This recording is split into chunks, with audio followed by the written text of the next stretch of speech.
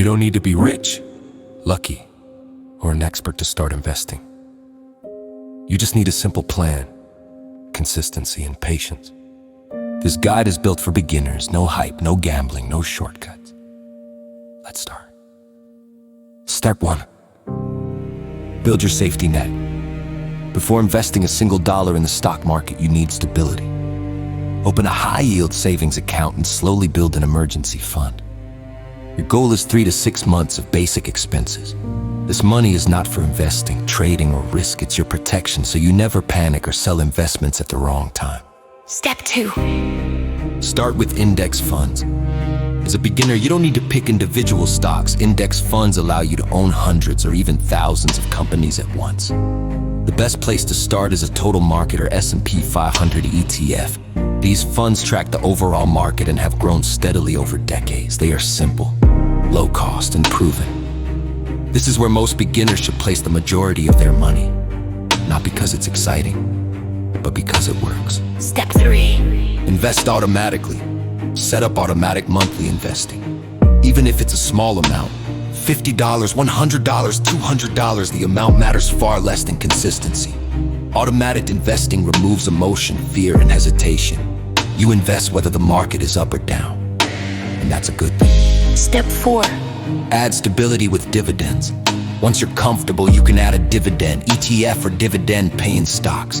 These investments pay you cash regularly. Even when markets are quiet, they don't grow as fast as aggressive stocks, but they add balance and peace of mind. For beginners, this helps you stay invested long-term. Step 5. Keep growth limited and controlled. Growth in tech stocks can offer higher returns, but also higher swings. As a beginner, these should be a small portion of your portfolio. Think of them as optional boosters, not the foundation. Never chase hype or trends you don't understand. Step 6.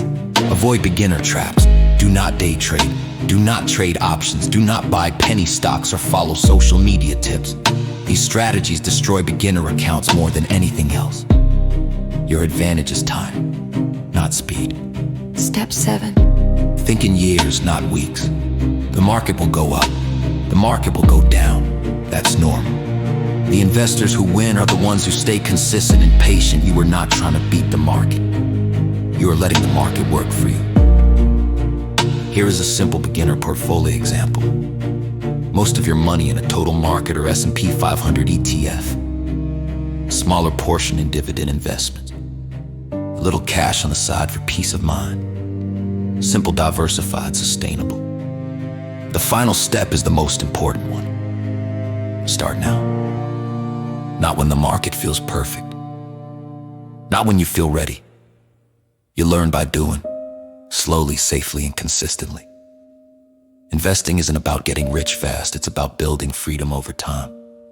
And the best plan is the one you actually stick to.